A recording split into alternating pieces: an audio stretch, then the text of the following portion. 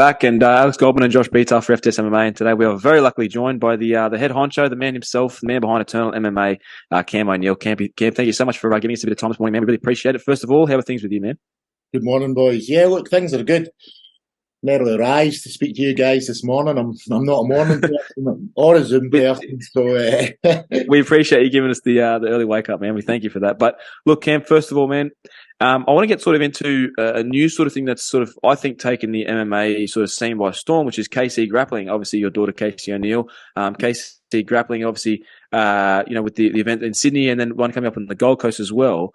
I think it's very important for Australian MMA, not only for, these other organizations in mixed martial arts, but also grappling events. It also enhances the grappling side of a mixed martial artist, skill set as well. So what do you think that KC Grappling can do for this country in terms of, creating a new league, really a first of its own? No, look, you've kind of ambushed me with that one. I was expecting Eternal, but you've hit me with KC Grappling. So, King's Cup, obviously, KC Grappling stands for King's Cup, so that's where the initials come from. Like most things I do, the name behind it's always got a meaning. You can always go back to lots of things, Eternal and Reign and Days of Glory and Dogma, etc. have all got meanings. But look, KC Grappling kicked off over the weekend. I actually want to get back a few hours ago from Sydney.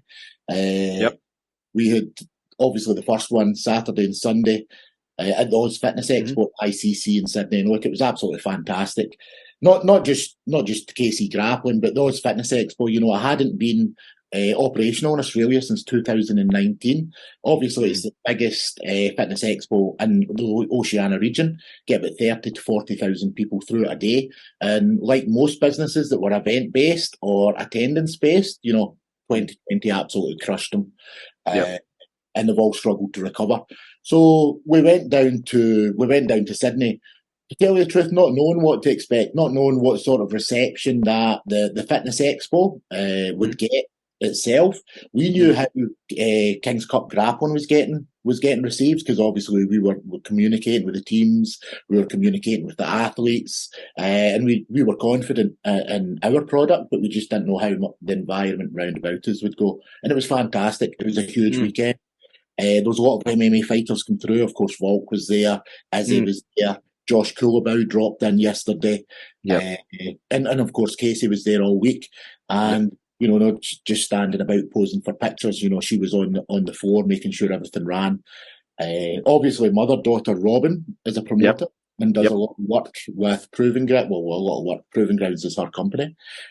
She's always done a lot of work behind the scenes in the events, whereas Casey's always been more not interested in that, especially not business.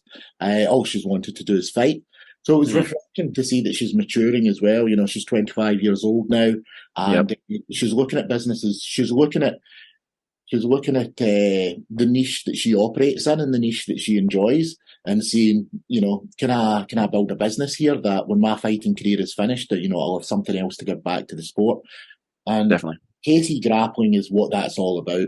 I don't know if you boys grapple or have went to grappling tournaments before. There's a lot of fucking sitting about. Oh, yeah. And sometimes your bracket's told you're competing at 2, and then at 10 a.m. they're like, you good to go? And look, that's something that's hard. And we actually experienced a little bit of that ourselves on Saturday as well. The way that the software, the industry standard software for grappling competitions, basically everybody uses it, so everybody uses the same software. They've got that creates the brackets and the schedule the exact same way.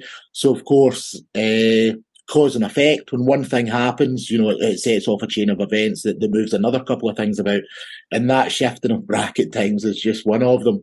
And this weekend was basically about us just collecting a lot of data.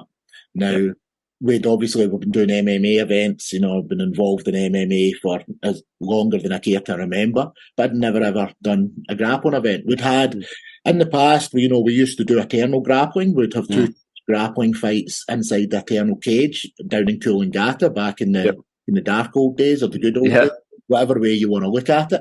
But it's a standalone grappling event. King's Cup was the first time that we'd done it. Now, the deal with Oz Fitness Expo, and there's the king herself calling me right now. Give me a second. You're right.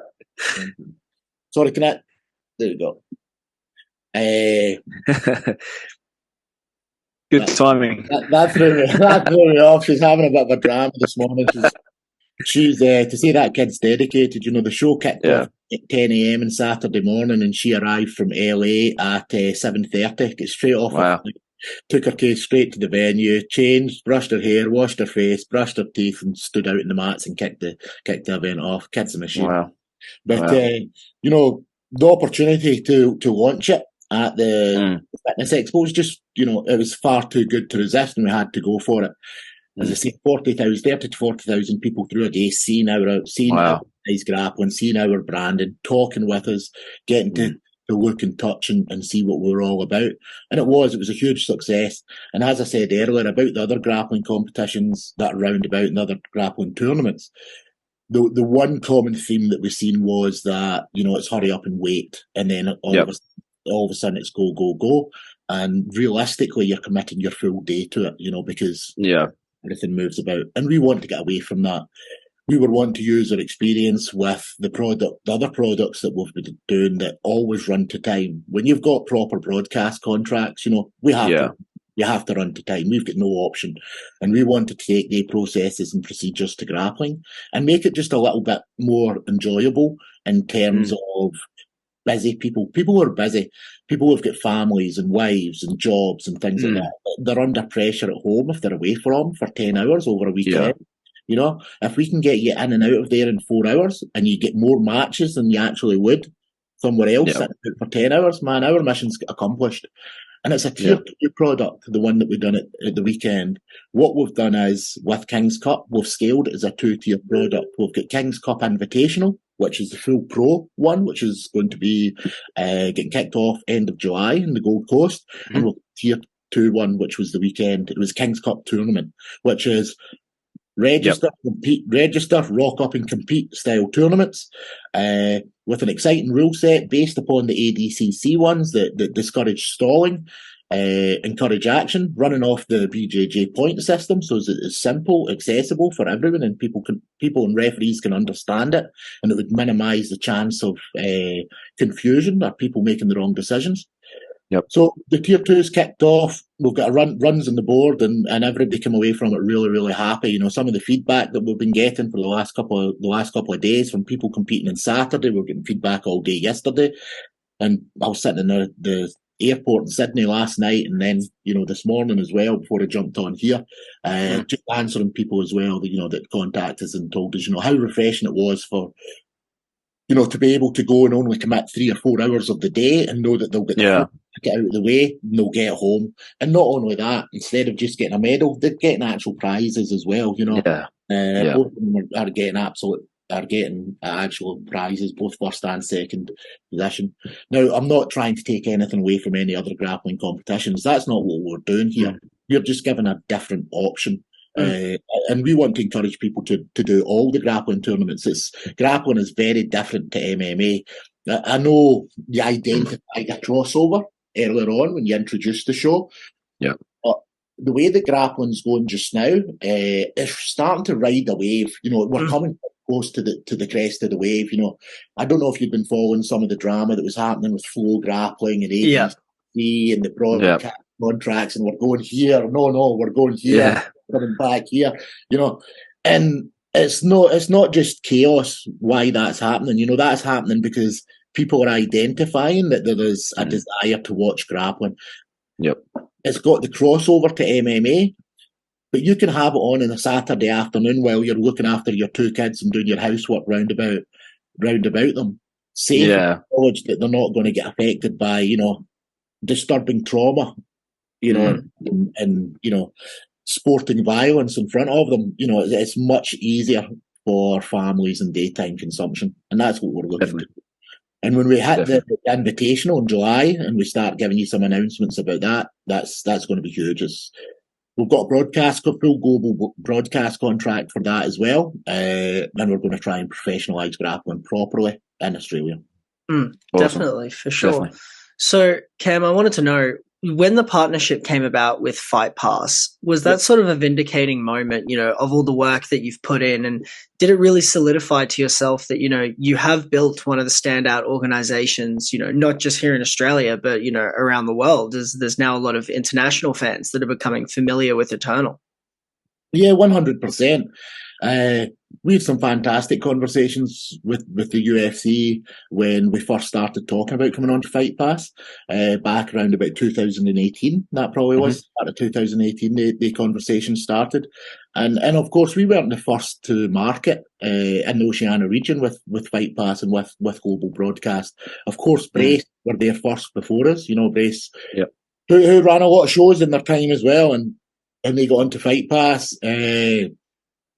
One reason or another, and kind of dropped the ball a little bit, and we got the opportunity that they needed to fill that space, and we jumped in there with both feet and went for it. But it's 100% what you say. It's validation. It's that blue tick.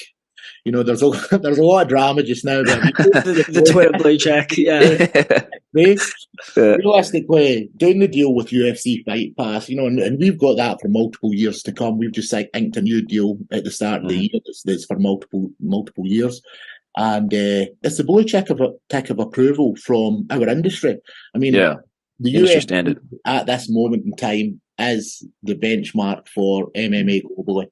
And the fact that we are their partner in this region, and that comes with a whole host of things, and basically isn't just a badge of honour, it's just as a validation. It does, validate and cement all the work that we're doing and make us realise that we've been pushing in the right direction, because it isn't easy. You guys, I watch your stuff, you speak to a lot of people, you speak to a few Appreciate it. Thank you. And I'm never going to say a promoter's got an easy job. Whether I like a promoter, don't like a promoter, like the product, don't like the product, I appreciate the work that they're putting in. I'm a dick, but I'm not a dick, if you know what I mean. I appreciate that, they aren't doing this and just fucking, life's all full of roses. Understand, but man, they are struggling, and I do feel for people sometimes when I look about and events are falling to pieces and fights are falling a couple of days out, and I don't punch them success or yes, that's fucking another one for me because these guys have failed. Even if I don't like them, it's a tough industry to work in, so I appreciate it from definitely. So getting that validation from the top is exactly what we needed. And not only that, quite quickly after that, we got the validation from ESPN as well when we done the ESPN deal. And look, there's another couple of people that have been on ESPN as well, but I can tell you right now and then, they do not have a deal or a partnership with ESPN. They're going to them hand and saying, please take my content for nothing and put it on at 3 o'clock in the morning when everybody's in their bed. And that's what's right. So, look, Cam, let's sort of get moving on. Eternal 75 this weekend. Some big matchups. Obviously, Lachlan Stitt, we spoke to him the weekend before last, and obviously he's, like you said, the most avoided welterweight in the country, and finally he's got to fight himself. Diego Pereira is back in the mix. A lot of exciting fights to look forward to, man. Which fight are you most looking forward to? Tell you the truth, it's an amateur fight. Okay. Yeah. The Brody Maioki and the Dom Aston fight is probably the fight in that card that I'm most excited about. They are the two best amateur lightweights in the country. Man, see if there's one thing that I've realised since I came to Australia, everybody's the best at everything. I eat at 5 different restaurants during the week, and each one of them's the best in Australia. MMA events are no different. Everybody's the premier show and the best show, and everybody's got the best fighters. But I think anybody who has a watch at that fight at the weekend and looks at the level of both the kids of Dom Aston and Brody Maioki, that was a fight that when I had the ability to match it, I got pretty excited. As a fan of MMA, I was pretty excited to match that fight. Definitely. The main event, obviously, Diego and Jesse Medina. It's a fantastic fight as well. You've got two of the most experienced featherweights in the country. Diego's been a perennial title challenger for 3 or 4 years, and Medina's maybe just, the next stepping stone to get him back in that mix again. But, Jesse's the guy who can, he's very similar to Justin Van Heerden, actually. in terms of the way that he can snatch victory from strange positions and in strange places, just simply with how good his reactional jiu-jitsu is. You know, he's very good. He's very good reactionally, very similar to Justin. Both boys are very well rounded, and since Justin moved to freestyle, you know, the improvements in his game have been absolutely fantastic. You know, and he is a proper well rounded martial artist like Jesse. But both of them are extremely good at jumping on submissions as soon as something presents itself.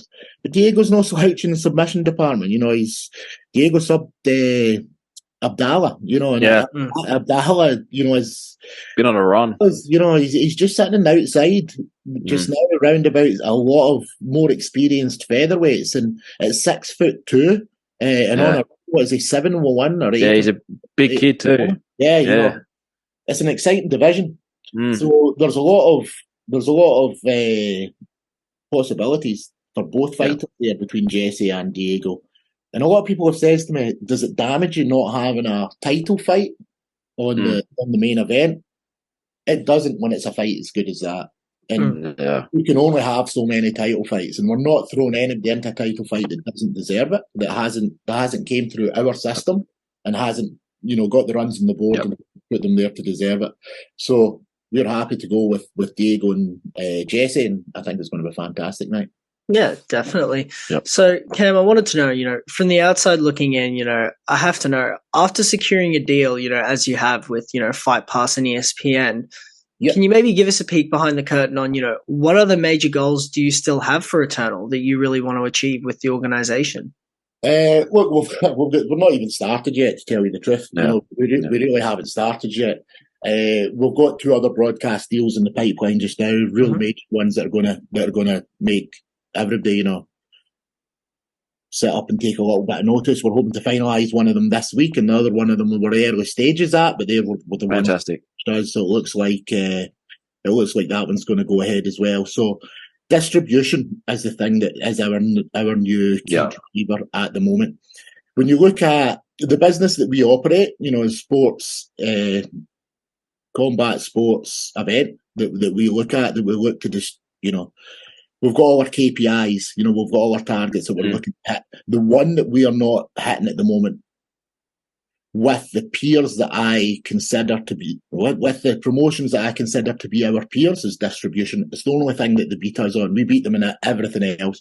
You know, the talent, the production, the strength of schedule, everything that we beat all the other people that I consider to be our peers. And that's not an Australian MMA organisation. We don't have any peers in Australia. You know, people whatever they want, you know, and they're welcome to, because they're promoters and that's their job. And I'm never going to get angry at them or get pissed off because people jump up and say, we're like the Eternal, or we're this. Yous aren't. And if you think yous are kidding yourselves on.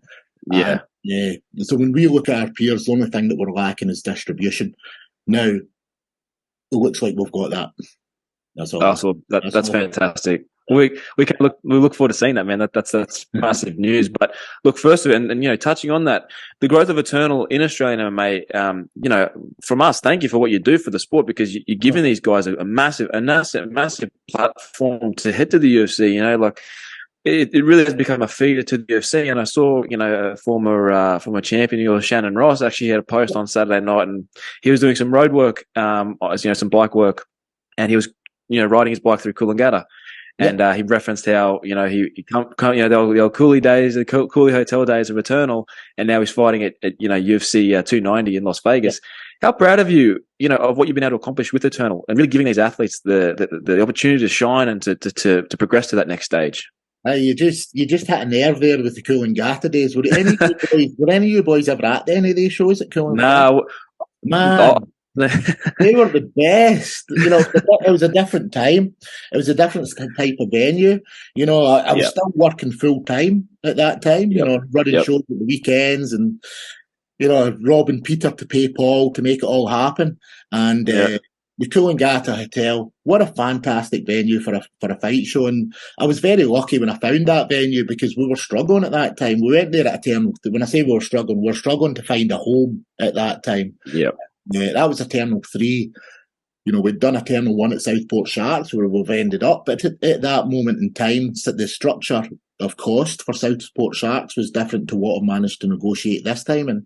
And for my first and second show with Eternal, of course, I had other events before that, Days of Glory, etc. We couldn't afford to operate anywhere else, and we didn't want to operate in a PCYC or a little hall or something, so we're out for a proper venue. And we found the Coolangatta Hotel. By chance, it was a friend I'd done jiu-jitsu with that's a businessman down in Coolangatta says to me, have you ever tried the Coolangatta Hotel? And I kind of laughed at first because I'd been there on a couple of nights out downstairs and I thought to myself, where the fuck are we going to put a cage? Yeah. And he goes, no, there's a band room upstairs where they do concerts. So we went upstairs and we had a look at it and I thought to myself, man, this has got a real boiler house type feel. It's definitely a nightclub style feel. It's got a low ceiling. It's dark. It's got a big bar at the back, which is lit up and everything's pushed towards this stage at the front. So, it was set up for performing, but it was also set up for atmosphere and acoustics, the way that the sound would bounce about inside the venue. So we rocks up on the Thursday night, the first show that we're doing there, and we'll get the cage and we've pulled up outside and we get told that, there's a goods lift that you can take the cage up in, to fit it. So we rocks up the front and we think to ourselves, well, thank fuck we don't need to take it up these stairs. The goods lift was like a normal person lift in a fucking hotel. 8 people and 700 kilograms worth of weight. And you've got this 6 metre cage at that point. We've got this 6 metre cage with 6 metre by 2.4 panels that we're thinking, how the fuck are we going to get this up the stairs?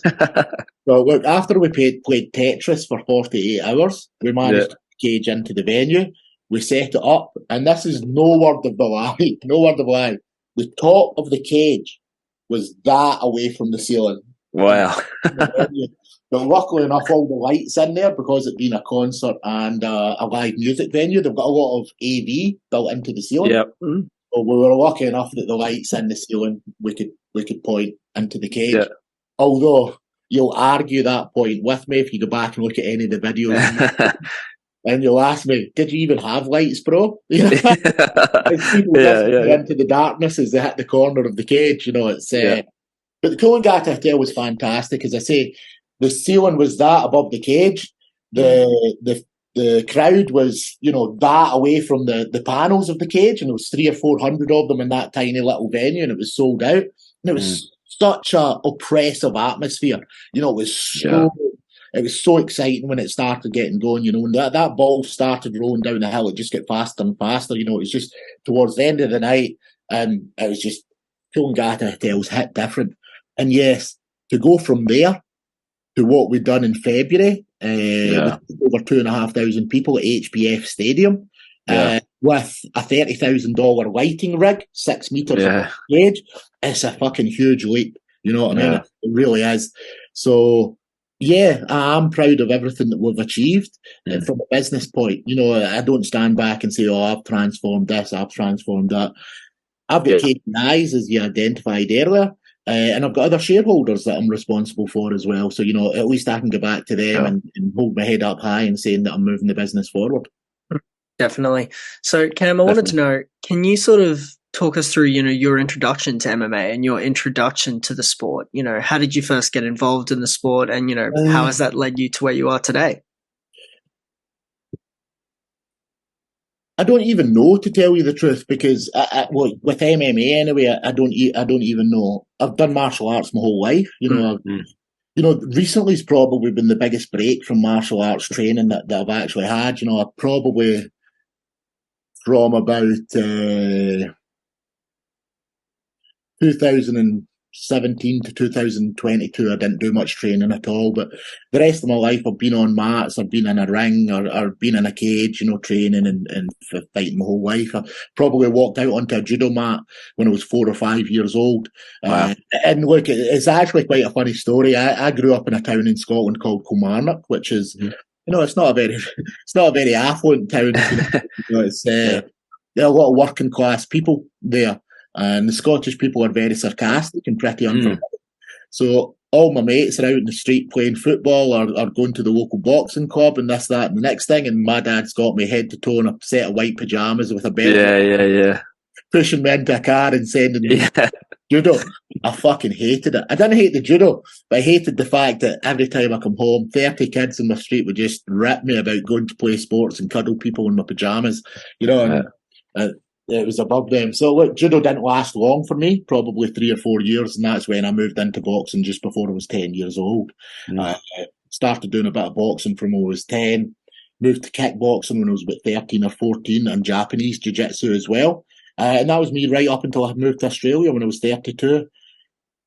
MMA came in somewhere along the line. Probably my first introduction to MMA in the way that I was involved in an event was the Thai club, the kickboxing club that was at in Scotland. The owner of that used to run a hybrid show. He'd have kickboxing, he'd have boxing, all in a cage. Not in a cage, sorry, in a ring, in the one event.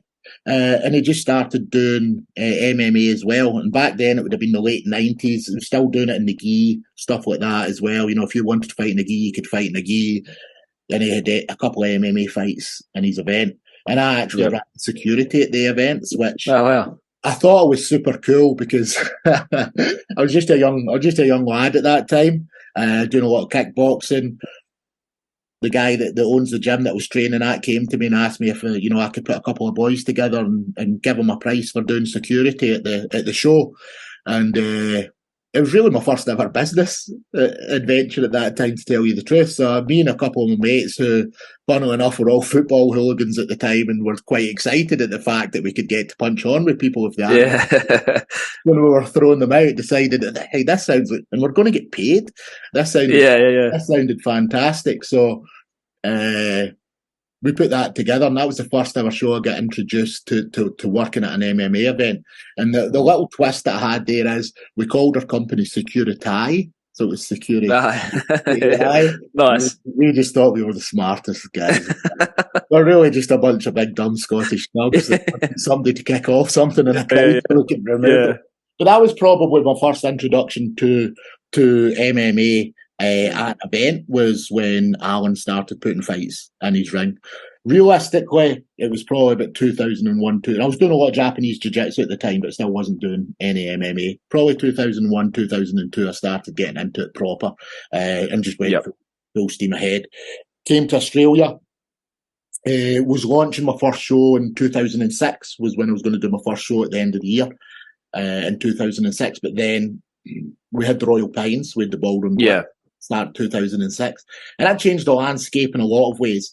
And what it done was, at that point in time, there was no requirement for you to have QPS at a combat sports event. At the level that I was going to do my first show back then in 2006, there was no requirement for you to have QPS present at an event. And rightly so, after the Ballroom Blitz, there was a huge demand from venues and from Queensland Police that if you were doing any type of combat sports event, they wanted a heavy presence of QPS officers, a couple of cars outside. And that's not cheap. You're looking, I can't remember what it was back then. You're maybe looking 160, 170 an hour for each cop that was on site, and 250 an hour for one of their cars to sit outside. And no venue was letting you operate without it. It was as simple as that. So there was a couple of shows back then that really suffered because of it. Spartan from back in the day, and the Gold Coast, they had a couple of events that lined up as well, that all of a sudden they were under pressure because they couldn't meet the security requirements that the venue and the QPS wanted them to do. So that pushed me back a little bit, and the first show that I launched after that, I put together Days of Glory, Dogma. I don't know if you were ever at any events. And we were the first ever people to put a cage in the Gold Coast Convention Centre in 2010. And that was my first standalone event that I'd done back then. Wow, fantastic. And since 2010, it's been go, go, go. No, I can imagine. Cam, look, man, last one from us. We don't want to keep you too long this morning, and we really value your time and appreciate you giving it to us. So, last one for me is obviously, look, like I mentioned before, Eternal has really become the feeder for the UFC over the years. And look at the last event, UFC 284. You had 3 former Eternal champions, which must be a pretty proud moment for you, seeing guys like Jack Jenkins, Shannon, and Della Maddalena on that card. And obviously Stephen Erceg, just his fight his first fight in the UFC just got announced. So, who do you think, in your opinion, could be next in line for a UFC shot that's from Eternal? Look, I get asked this a lot, and there's a different question: who's next or who should be next? They're two completely different questions, and a lot of people get this. Yep. I might just be a grumpy old cunt, but a lot of people get this really, really twisted. Just because you're the best in Australia doesn't mean you deserve to go to the UFC. Just because you're best in Australia doesn't mean that you're ready for the UFC. You might be in a division that's full of donkeys. You know what I mean? And you might have been avoiding. Yeah. You might have been avoiding the donkeys with 4 legs and only been fighting the ones with 3. Yeah. You know what I mean? And all of a sudden, I'm in a 5-fight win streak. I've been fighting bums out of the country. I'm going to the UFC. And I've heard people come on and say that actually. You don't need to fight in Eternal to go to the UFC. You want the receipts, do you? There's promotion and there's bullshit. You know what I mean? Yes, if you've got a good manager, he will get you to the UFC. It's like saying, I'm going to Brisbane, but I don't need to use the M1. Of course you don't need to use the M1. You're going to get there quicker, cleaner, and more celebrated. Or you're going to get there soaking with sweat, spent double the amount of time in the car and fucking... fuel. And not only that, these guys that are coming out of Eternal are producing results. And that's because they're getting matched properly and their career is getting developed at the right time. They're not just getting fed bums. They're not just getting gimme fights because they sell 300 tickets or they train at your gym. They are actually getting tested properly so that at the time that they go to the UFC, they are ready for that level of competition.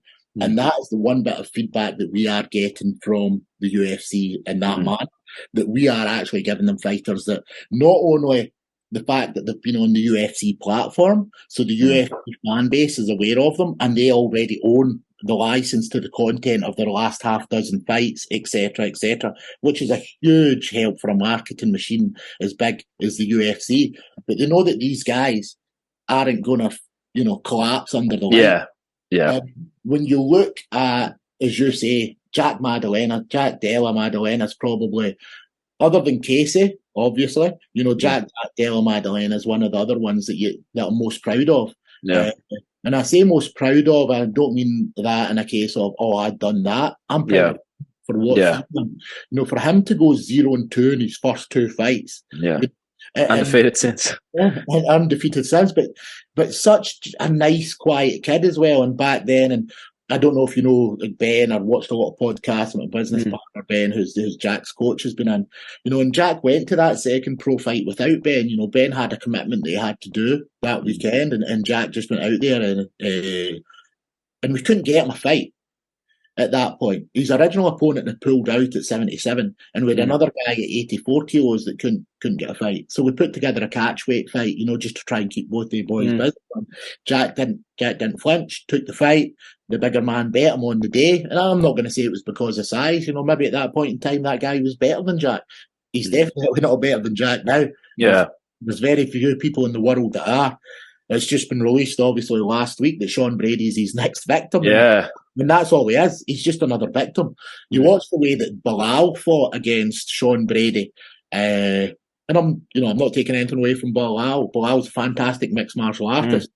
But he pieced Brady up in the feet. Bilal isn't Jack Della. Jack is a completely different kettle of fish on the feet. And he's smart as well. He just does. He's not just hitting you with power. The Randy Brown fight as well, watch it. They'd been waiting in that exit of Randy since the fight started, and the way that Jack was moving towards him, you could see that he was looking for that exit, and they were throwing that punch. And after it, Ben told me that we'd been working that. We'd been looking to see the way that he's coming out the back door, and we were going to finish him. And that's the level of athlete we've now got coming out of Australia, and we should all be proud of that, because per capita, we're probably the least, per capita, when you look at us, we're probably the best performer. Yeah, definitely.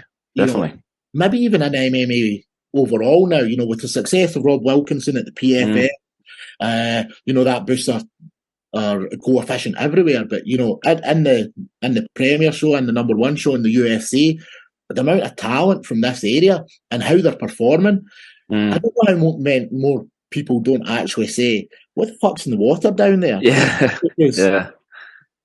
It's not a coincidence, but you know, I couldn't put my finger on any one thing. You know, is it an Australian spirit? Is it, you know, is it the quality of gyms and coaches that we've got here? Is it, you know, is it the level of competition I've been exposed to, and that they've, you know, their skill set's been developed in the right way? I think it's a mix of all. You know, Australian have been so exposed and so successful in other combat sports, kickboxing, etc., for so long. I think we've really just went above and beyond that again with MMA, and I can't see it slowing down anytime soon. You mentioned Stephen Erceg earlier on, and his fight with Clayton Carpenter, who was originally meant to fight in Contender Series, has been rescheduled, and we're going to get to see it. I honestly think Steve Erceg is the next Australian. Well, sorry. I think Stephen Erceg could be another Australian champion. I really do. I don't know what the timeline is going to be on him getting there, so I don't know if he's going to be next or what, but I really think Stephen Erceg ticks all the boxes in terms of potential to be another champion from Australia. Definitely. Well, look, Cam, man, we thank you so much for giving me some time today. From Alex and I, man, thank you for what you've done for this country in terms of MMA and the progression and development you've given these athletes to reach the pinnacle of the sport. Thank you for what you do. It's always an honor, and very much appreciate your time, man. And we'd love to chat to you again in the future. No, go for it, buddy. Just send me a message, and I know sometimes I've been hard to get in the past. Nah, you're right. Busy man. We'll get there, but no, look, I appreciate you guys as well. And just quickly before you go, because it's one thing that we don't have enough of in Australia. We've got all these fantastic fighters, you know, doing great things abroad. We've got all these fantastic fighters at home doing all these great things as well and needing exposure. Everybody wants to be a promoter, you know, and everybody wants to do the same thing. I wish more people would want to be journalists or content creators and things like that. There's such a gap in the amount of media out there about these guys, especially locally. You know, they deserve more. They deserve more attention. The sport deserves more attention. I don't just mean eternal. You know, I mean all combat sports and all fighters in Australia, they need more attention. Yeah, it's, you know, in the mainstream, we don't get any love at all in this country. You know, so what you guys doing is important as well. So thank you for that. Thank you, Cam. Appreciate it, man. Thank you very much, man. Awesome. Thanks, guys.